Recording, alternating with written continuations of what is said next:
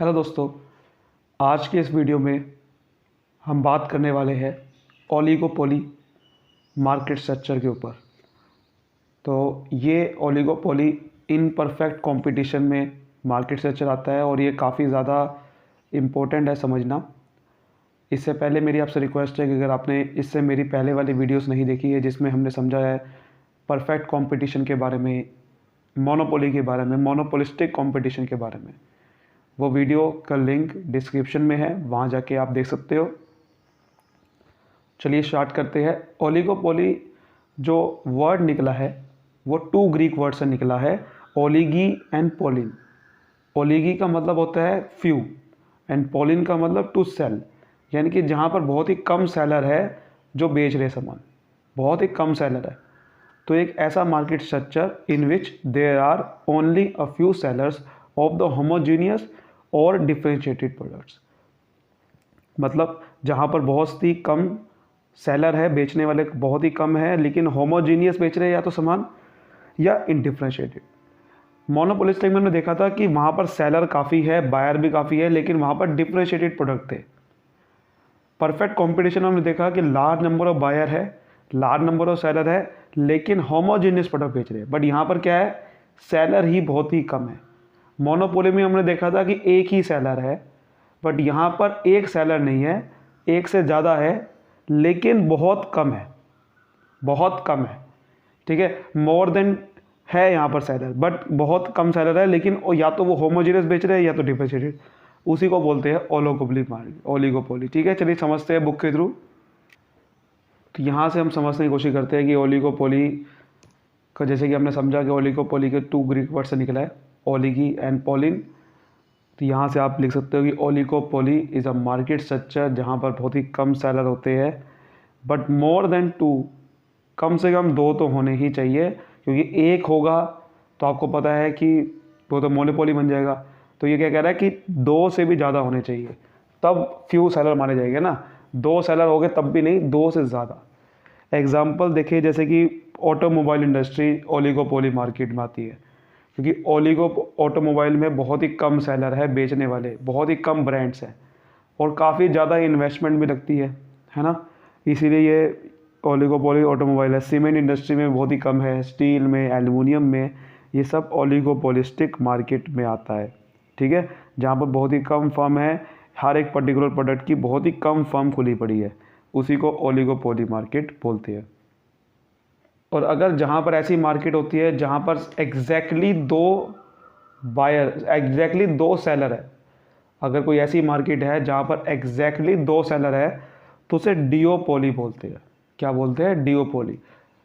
तो जहाँ पर एग्जैक्टली 2 फर्म है जो होमोजीनियस प्रोडक्ट बेच रही है, उसका कोई सब्स्टिट्यूट नहीं है, उसे डिओपोली बोलेंगे। जैसे कि पेप्सी, कोका कोला एक सॉफ्ट ड्रिंक मार्केट में डिओपोली बना लेती है, जिसमें होमोजीनियस प्रोडक्ट बेच रही है, लेकिन 2 ही ब्रांड है। हालांकि पेप्सी, कोका कोला के अलावा और भी ब्रांड है, बट फिर भी ये लार्जर जो है, 2 कंपनी जो है, जब large portion of a market share ले लेती है तो वो डिओपोली बन जाती है। अब देखो, ओलिगोपोली की थोड़ी बात करें तो टाइप्स की बात करते हैं।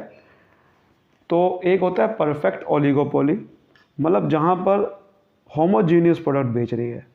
प्योर ओलिगोपोली भी बोलते हैं इसमें, कि बहुत ही ज़्यादा होमोजेनियस प्रोडक्ट बेच रही है एक जैसा, जिसमें जैसे कि आप देखते हो सीमेंट इंडस्ट्री ओलिगोपोली है, स्टील ओलिगोपोली है, एल्युमिनियम, केमिकल। ठीक है, ये सब क्या करती है, आपने देखा होगा कि सीमेंट इंडस्ट्री में भी बहुत ही कम है, लेकिन एक जैसा ही बेच रहा है। सीमेंट तो एक जैसा ही रहेगा ना, ऐसा तो नहीं कि सीमेंट बदल जाएगा, चाहे एसीसी का ले लो चाहे किसी का भी ले लो। ठीक है ना, तो इसलिए स्टील भी वही रहेगा। तो ये होता है, लेकिन एक होता है इम्परफेक्ट, जहाँ पर डिफरेंशिएटेड प्रोडक्ट बेच रही है। जैसे कि हमने डेफिनेशन समझा था कि ओलिगोपोली में जरूरी नहीं है कि होमोजेनियस बेचे, डिफरेंशिएटेड भी हो सकता है। तो अगर फर्म डिफरेंशिएटेड प्रोडक्ट बेच रही है तो वो डिफरेंशिएटेड ओलिगोपोली या फिर इम्परफेक्ट ओलिगोपोली बोला जाएगा। ठीक है, एग्जाम्पल देख लेते हैं, जैसे कि पैसेंजर कार्स। पैसेंजर कार्स में बहुत अलग अलग सर्विस आपको मिलेगी, एक सर्विस दूसरी देगा। और जैसे कि आपने देखा कि अगर ऊबर की बात करें तो दूसरी सर्विस देगा, रैपिडो की बात करें तो दूसरी सर्विस देगा। सिगरेट, सॉफ्ट ड्रिंक में आपको अलग अलग फ्लेवर मिलते हैं, तो डिफ्रेंशिएटेड प्रोडक्ट है कि नहीं है? आपको एक जैसा नहीं मिलेगा, डिफरेंट मिलेगा थोड़ा प्रोडक्ट। तो वो चीज़ है, हर एक का अपना अपना डिस्टिंग्विश करैक्टरिस्टिक की वजह से वो इम्परफेक्ट बना देता है। उसके बाद कोल्यूसिव ओलिगोपोली क्या होती है? जहाँ पर फर्म कोऑपरेट करती है each other in determining price, यानी कि जब फर्म आपस में मिल के डिसाइड करती है कि यार इसका प्राइस क्या होना चाहिए, बिकॉज यहाँ पर सबसे मोस्ट इंपॉर्टेंट क्या होता है? प्राइस। अब परफेक्ट कंपटीशन में तो चलो प्राइस मार्केट फोर्सेस से ही डिटरमाइन होता है, डिमांड सप्लाई से। मोनोपोली में तो सेलर खुद डिटरमाइन करता है। जब ओलिगोपोली में आपस में मिल के कहते हैं कि हम प्राइस डिसाइड करते हैं, तो वो कोल्यूसिव ओलिगोपोली होता है। नॉन कोल्यूसिव में क्या होता है? जहाँ पर फर्म आपस में कॉम्पीट करती है एक दूसरे से, तो यहाँ पर नॉन कोऑपरेटिव बोला जाएगा या फिर नॉन कोल्यूसिव बोला जाएगा। तो यहाँ पर फर्म जो है कंपटीशन में बिलीव करेगी, तो प्राइस बहुत ऊपर नीचे हो सकता है। लेकिन कोल्यूसिव ओलिगोपोली में जो प्राइस है ज़्यादा ऊपर नीचे नहीं होगा, बिकॉज वो कोऑपरेट करके एक फिक्स प्राइस रखने की कोशिश करेंगे, जिससे ज़्यादा नुकसान किसी को, फर्म को ना हो। क्योंकि कंपटीशन में क्या होता है कि किसी को नुकसान हो सकता है कि कोई फर्म बढ़ा देगा प्राइस, कोई बहुत ही कम कर देगा, तो ऐसा ना हो जाए। तो टाइप समझ में आ गया हमें? परफेक्ट ओलिगोपोली होमोजीनियस डिफरेंशिएटेड में अलग अलग डिफरेंशिएटेड प्रोडक्ट्स बेचती है, कोल्यूसिव में कोऑपरेट करती है, नॉन कोल्यूसिव में कॉम्पीट करती है। बात करते हैं फीचर्स की, तो जैसे कि हम समझ चुके हैं कि फीचर्स में क्या है, सबसे पहला फ्यू फर्म्स होती है, बहुत ही कम फर्म है इसके अंदर, और बहुत ज़्यादा इन्वेस्टमेंट भी लगती है। अगर आप ध्यान से देखो कि ऑटोमोबाइल इंडस्ट्री में बहुत ज़्यादा पैसा खर्च होता है, अगर कोई खोलना चाहता है ये बिला बिजनेस भी, है ना। तो ओलिगोपोली में बहुत ज़्यादा ही कम सेलर होते हैं। उसके बाद बात करें इंटरडिपेंडेंस। इंटरडिपेंडेंस का मतलब क्या है? कि ओलिगोपोली में आपस में जो भी फर्म है वो इंटरडिपेंडेंट है एक दूसरे पे, एक दूसरे के एक्शन पे डिटरमाइन है। अगर एक कुछ एक्शन लेगा तो दूसरे पे कुछ ना कुछ रिएक्शन पड़ेगा। अगर एक ने प्राइस घटाया या कुछ करा तो आउटपुट लेवल पे बहुत बड़ा फर्क आने वाला है। तो वही वो कह रहा है कि अ चेंज इन आउटपुट और प्राइस, अगर आपने आउटपुट और प्राइस में कुछ भी चेंज किया तो उसकी वजह से दूसरी फर्म, उसके ऊपर इफेक्ट आता है। एग्जाम्पल देखें तो जैसे कि आपको पता है कि कार इंडस्ट्री जो इंडिया में डोमिनेट करती है वो मारुति, टाटा, होंडाई, फोर्ड, बस गिने चुने 5-10 नाम ही है, इससे ऊपर नाम नहीं है जो कार इंडस्ट्री को डोमिनेट करती है मार्केट में। तो अगर a change in by any one firm, for example Tata ने अगर अपने कोई व्हीकल में चेंज कर दिया तो उसकी वजह से दूसरी फर्म को भी अपने प्रोडक्ट में वैसा ही चेंज लाना पड़ेगा। ये आपने देखा भी होगा कि अगर जैसे कि सपोज करो टाटा ने कोई ऐसा नया प्रोडक्ट लॉन्च कर दिया जैसे कि इंडिका, तो अब दूसरी जो फर्म खुली पड़ी है मारुति, होंडाई, उनको भी अपने वैसे प्रोडक्ट में चेंज लाना पड़ेगा, वरना वो मार्केट से बाहर हो जाएगी। फॉर एग्जांपल अब इलेक्ट्रिक कार आ रही है, अब इलेक्ट्रिक कार अगर बिकने लगी तो सबको इलेक्ट्रिक कार बनानी पड़ जाएगी सभी को, वरना वो मार्केट में टिक ही नहीं पाएंगे। समझ आ रही बात? तो ये चीज़ होती है, वरना मार्केट में टिकने के लिए उनको ये चीज़ करनी पड़ेगी उनके जैसा। नॉन प्राइस कंपटीशन होता है यहाँ पर। कंपटीशन का मेन यहाँ पर मुद्दा नहीं है, क्योंकि कंपटीशन का अगर होता तो फिर तो कोई प्रॉब्लम ही नहीं थी, फिर तो परफेक्ट कंपटीशन हो जाएगा ना मार्केट। परफेक्ट कंपटीशन नहीं है यहाँ पर। यहाँ पर कंपटीशन ये नहीं है कि फर्म जो है प्राइसेस को इन्फ्लुएंस कर देगी, नहीं। तो इसे वो कह रहा है कि however they try to avoid price competition, price को हटा देती है वो, क्योंकि अगर इतनी महंगी महंगी कोई कार खरीदेगा तो वो प्राइस को देख के नहीं खरीदेगा। छोटे छोटे मोटे प्रोडक्ट में प्राइस देखा जाता है, बट यहाँ नहीं देखा जाता। तो प्राइस ये क्या करती है, वो प्राइस रिजिडिटी पॉलिसी फॉलो करती है इसके अंदर। तो ये पॉलिसी क्या कहती है? Price rigidity refers to a situation in which price tends to stay fixed. जैसे आपको समझ में आ रहा था कि ये चीज़, जैसे कोल्यूसिव में भी हम क्या करते हैं कि हम कोशिश करते हैं कि आपस में मिलकर एक फिक्स प्राइस रखा जाए। तो बेसिकली ये प्राइस रिजिडिटी फॉलो कर, रिजिडिटी का मतलब चेंज ना करे, एक फिक्स रखती है डिमांड और सप्लाई कंडीशन के अनुसार। कि हमने कह दिया, आपने देखा होगा जितनी भी कार इंडस्ट्री है, अब 1 लाख के अंदर कार लेनी है या 5 लाख के अंदर कार लेनी है, तो वो बेसिकली सबका एक जैसा ही प्राइस रहता है उसके अंदर, किसी का ऊपर नीचे थोड़ा बहुत होता है बस। अगर किसी को लग्जरी कार लेनी है तो लग्जरी कार में लगभग एक जैसा ही प्राइस रहेगा, किसी को बहुत ही अफोर्डेबल कार लेनी है तो लगभग एक जैसा ही प्राइस रहेगा। तो इसलिए वो प्राइस फिक्स रखती है ज़्यादातर। बहुत सारे मेथड यूज़ करती है, advertising, better service to customer, ऐसा करने में कॉम्पीट करती है एक दूसरे से। लेकिन फर्म जो है वो प्राइसेस को ज़्यादा इन्फ्लुएंस नहीं करती, क्योंकि प्राइस कंपटीशन को फॉलो करती नहीं है। वो अपने प्रोडक्ट बढ़िया बनाएगी, प्रोडक्ट में चेंज करेगी, प्रोडक्ट डिफ्रेंशिएट अलग अलग करेगी जिससे उनका प्रोडक्ट कोई खरीदे। बट कंपटीशन या प्राइस का नहीं होता कि मैंने प्राइस कम कर दिया तो उसका बिकने लग जाएगा प्रोडक्ट, ऐसा नहीं होगा, ऐसा नहीं होगा, ठीक है ना। इसलिए वो कह रहा है। तो हमने ये बात समझ ली है कि इसमें फ्यू फर्म्स होती है खाली, ठीक है। तो पहले हमने समझा कि कुछ ही फर्म है यहाँ पर, तो इसलिए ज़्यादा फर्म नहीं है। सबसे बड़ी बात यह है, तो ज़्यादा बहुत ये नहीं है कि बहुत बड़ा कंपटीशन है यहाँ का, तो फ्यू ही फर्म्स हैं। और दूसरा हमने समझा कि इंटरडिपेंडेंस है, मतलब कि अगर एक फर्म कुछ चेंज करती है तो दूसरे भी उसको रिएक्ट करती है वैसी का वैसी ही। यहाँ पर जो कंपटीशन होता है वो नॉन प्राइस बेस पे होता है। सबसे बड़ी बात कि कंपटीशन प्राइस का नहीं है, प्राइस ज़्यादातर वो रिजिडिटी ही रखते हैं। फर्म जो है दूसरे मेथड इस्तेमाल करती है, प्राइस के हिसाब से नहीं खेलती, प्राइस चेंज नहीं करती। वो एडवर्टाइज बढ़िया करेगी, अपना सर्विस बढ़िया देगी कस्टमर को, ये नहीं कि प्राइस बदल देगी टाइम टू टाइम।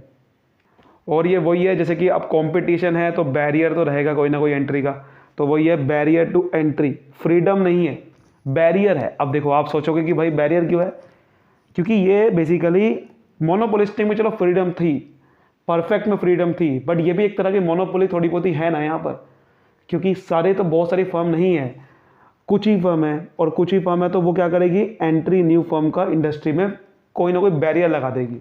जैसे वो क्या करेगी, बहुत अच्छा पेटेंट करेगी अपना, रिक्वायरमेंट ऑफ लार्ज कैपिटल, सबसे बड़ी बात, कोई भी फर्म यहाँ पर आ ही नहीं सकती। जैसे ऑटोमोबाइल इंडस्ट्री बहुत बड़ी है, वहाँ पर आपको बहुत ज़्यादा पैसा चाहिए, कार बनाना कोई आसान काम नहीं है, और कार उसके बाद बेचना, बहुत बड़ी कैपिटल चाहिए। सीमेंट इंडस्ट्री में बहुत बड़ी कैपिटल चाहिए, तो वहाँ पर पहली बात तो इस कैपिटल की वजह से कोई आता ही नहीं इस मार्केट में, कुछ ही लोगों की है मार्केट सिर्फ, ठीक है ना। पेटेंट चाहिए, पेटेंट करवा रखा है लोगों ने, बहुत ही कंट्रोल कर रखा है। रॉ मटेरियल गिने चुने बंदों को मिलता है, तो रॉ मटेरियल पे भी कंट्रोल बहुत ज़्यादा है इस मार्केट में, ठीक है, समझ रहे हो बात को। तो उस वजह से कोई बहुत ज़्यादा मार्केट में आता नहीं है, और फर्म जो है एबनॉर्मल प्रॉफिट कमा पाती है लॉन्ग रन में। कुछ ही जो फर्म है, टाटा, तभी तो इतने बड़े बड़े वो बिजनेस बन चुके हैं, क्योंकि वो कुछ ही फर्म है और ज़्यादा पैसा वही कमा पाती है। सेलिंग कॉस्ट का यहाँ पर रोल है, सेलिंग कॉस्ट परफेक्ट कंपटीशन में नहीं थी, बट जहाँ पर कंपटीशन थोड़ा होगा, जैसे मोनोपोली वगैरह, मोनोपोलिस्टिक में सेलिंग कॉस्ट कहीं ना कहीं रहेगी, जहाँ पर प्रोडक्ट का डिफ्रेंशिएशन रहेगा। एक बात ध्यान रखना बस, डिफ्रेंशिएशन अगर प्रोडक्ट कर रहे हो, एडवर्टाइज कर रहे हो, सेल्स प्रमोशन कर रहे हो, तो वहाँ पर आपकी सेलिंग कॉस्ट तो रहेगी ना, बिना सेलिंग कॉस्ट की कैसे काम चलेगा। तो एडवर्टाइजमेंट बहुत ज़्यादा करनी पड़ती है इसके अंदर, तभी वो ज़्यादा बिकेगा, क्योंकि हम यहाँ पर प्राइस कंपटीशन नहीं खेल रहे थे। आप ध्यान से देखो पीछे, नॉन प्राइस कंपटीशन है ना। इस वजह से हमें यहीं पे ही प्रोडक्ट खेलना पड़ेगा एडवर्टाइजिंग से।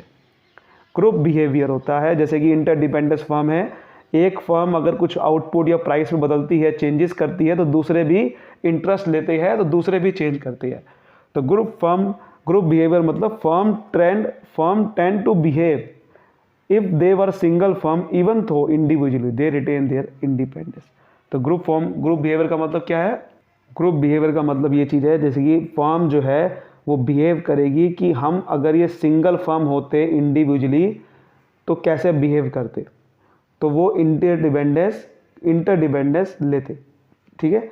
सो group firm tend to behave if they were a single firm even though individually they retain their independence, ठीक है, दे रिटेन देयर इंडिपेंडेंस की जगह वो क्या करेंगे कि अगर हम एक जैसा होते तो कैसा बिहेव करते। तो ज़्यादातर क्या होता है यहाँ पर जो डिसीजन लिए जाते हैं ना, वो ग्रुप बिहेवियर से लिए जाते हैं। So oligopoly firm prefer group decision that will protect the interest of other firms, ठीक है। तो ओलिगोपोली में क्या करते हैं, जो डिसीजन लिए जाते हैं वो ग्रुप डिसीजन लिए जाते हैं, सभी फर्म का इंटरेस्ट देखते हुए। नेचर ऑफ प्रोडक्ट पे बहुत ज़्यादा डिपेंड करता है, होमोजेनियस है या डिफरेंशिएटेड है। अगर होमोजेनियस है तो जैसे कि आप जानते हो कि वो प्योर परफेक्ट ओलिगोपोली कहते हैं, डिफरेंशिएटेड है तो इम्परफेक्ट ओलिगोपोली कहते हैं। डिमांड कर्व कैसे रहता है इसके अंदर, indeterminate demand curve. Indeterminate demand curve क्या होता है कि एग्जैक्ट बिहेवियर पैटर्न जो है आप पता नहीं कर सकते। आप ये नहीं कह सकते कि प्राइस बढ़ाओगे तो डिमांड घट जाएगी, ये भी पक्का नहीं बोल सकते। तो इसलिए ये ऐसा नहीं कह सकते कि एग्जैक्ट डाउनवर्ड स्लोप बनेगा जैसे कि बाकियों में आप पता कर सकते थे। तो डिमांड कर्व जो है वो अनसर्टेन है। सबसे बड़ी बात इसके अंदर ये है कि आप डिमांड कर्व बना नहीं सकते। आप ये भी नहीं कह सकते कि प्राइस बदलेगी नहीं तो डिमांड कुछ बदलेगा ही नहीं, हॉरिजॉन्टल रहेगा, ये भी नहीं कह सकते। बदलता रहेगा, ऊपर नीचे चलता रहेगा। कभी हो सकता है प्राइस बढ़ाने की वजह से डिमांड घट भी सकती है, नहीं भी घट सकती, तो कुछ पता नहीं है। तो इंटरडिपेंडेंट है ना, क्योंकि फर्म, तो firm cannot ignore the reaction of rival firm. तो इंटरडिपेंडेंट की वजह से any change in price by one firm may lead to change in prices of competitive firm. अगर आपने प्राइस बदल दिया तो इसका मतलब ये नहीं आप सोचो कि डिमांड घट जाएगी। आपने प्राइस अगर बढ़ा दिया तो हो सकता है सामने वाली फर्म भी बढ़ा दे, इस वजह से हो सकता है कि आपका डिमांड घटे ही ना, ऐसा भी हो सकता है। हो सकता है कि डिमांड घट भी सकती है, हो सकता है आपका प्रोडक्ट बढ़िया ना हो उसका हो। तो इस वजह से कह रहा है, क्योंकि एक तो इंटरडिपेंडेंस की वजह से क्या होता है कि दूसरी फर्म भी वैसा बिहेव करेगी, तो डिमांड का जो है शिफ्ट होता रहेगा, डेफिनेट नहीं है। तो ये चीज़ होती है इसके अंदर। उम्मीद करता हूँ यहाँ तक बहुत ही अच्छे से आपको समझ में आ गया पूरा ओलिगोपोली मार्केट क्या होती है, कैसे काम होता है, इसके अंदर टाइप्स क्या होते हैं, फीचर्स हमने समझे। वीडियो पसंद आई तो वीडियो जरूर लाइक करिए। Thank you so much, all the best.